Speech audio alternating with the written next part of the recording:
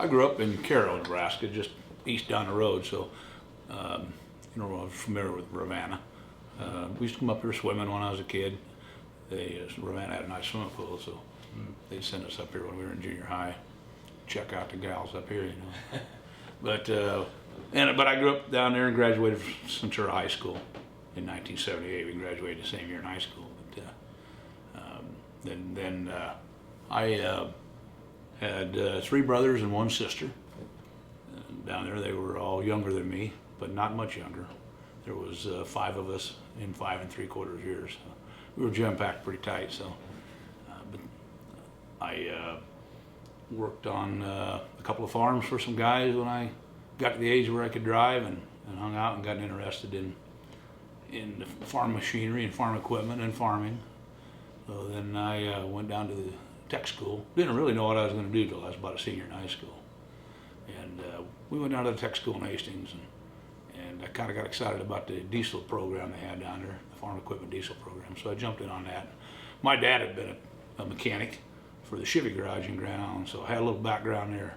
Of course, and he passed away when I was 13, and he was 37, so I had all of his tools and all that stuff I could use and get started with. That worked out well. And so we went to, I went to the community college down there, and then Janelle and I met down there. Okay. And I took a 2-year program, but I actually spent about 2.5 years down there because there was some elective stuff that I took, welding and automotive, mechanic side, air conditioning, things like that were pretty relevant in what I needed to do.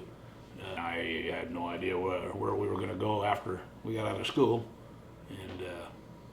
But Janelle's dad had grew up over by Pleasanton next to Kenny Kirshner, and they were good friends. As a matter of fact, Janelle's dad worked for Kenny Kirshner for a while in the implement business, helping him out with some odds and stuff. So Kenny Kirshner stopped into Janelle's folks' place of business. They had a liquor store there, and Lawrence said something about that. Hey, you need any help? It's going to be getting out of school. And first he said, no, I think I'm full. Well, then he thought about it for a month, and he come back in there and he said, you tell your son-in-law to call me. And so I did. And then I went and met with him one morning. Most informal interview that I've ever been involved in. I had another interview with a red dealership in Lexington, which was a very formal interview. And they hauled us around Lex and out to Johnson's Lake. And I grew up a John Deere guy. All these guys I worked for had John Deere equipment, so that was kind of in the back of my mind anyhow. But, I kind of had my mind made up before I went to that other interview. But I went because it was scheduled. But it was and it was good. It was good to do that. There was another student from my class in Hastings that went to that one also. But I had my mind made up that I was coming to Ravenna. Growing up in Carroll, I was around a lot of great people, and they just kind of looked out for us and took care of us, and the same way that the Kirshner people did when they come to work here in Ravenna. So that made it in my eyes a good decision to come to Ravenna, earn a nice living. Cost of living was as low as you're going to see in the United States, and still have a family type atmosphere to be hanging around. So it's been a good deal. I've been in that building for 41 plus years now, so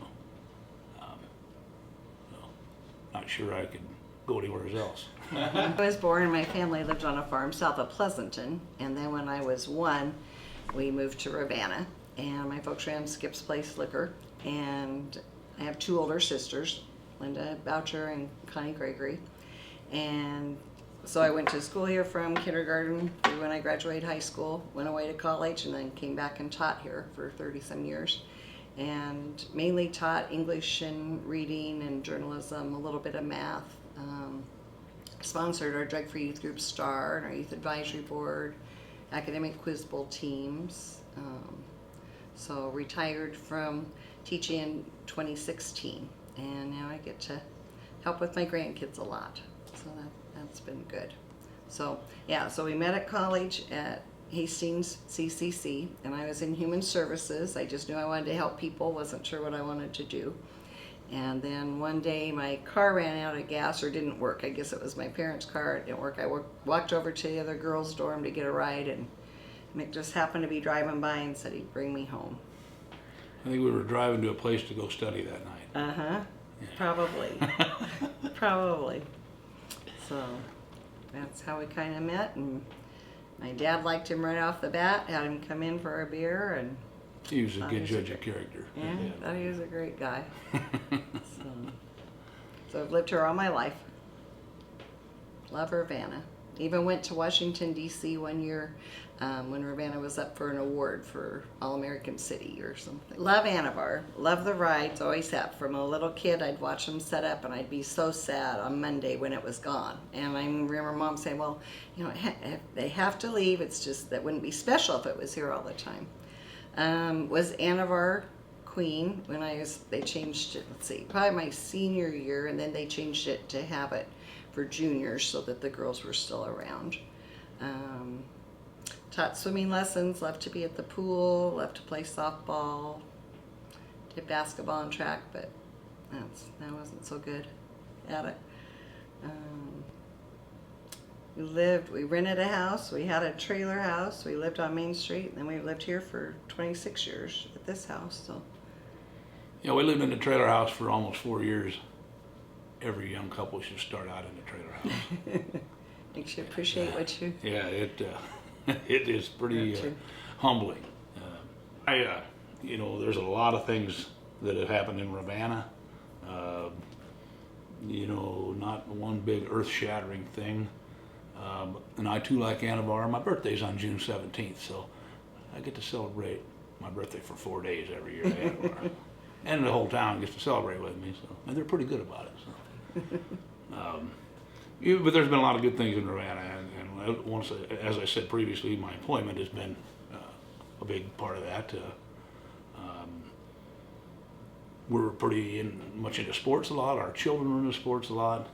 So I would say probably those years of basketball tournaments and winning state titles was pretty profound in our lives, I guess.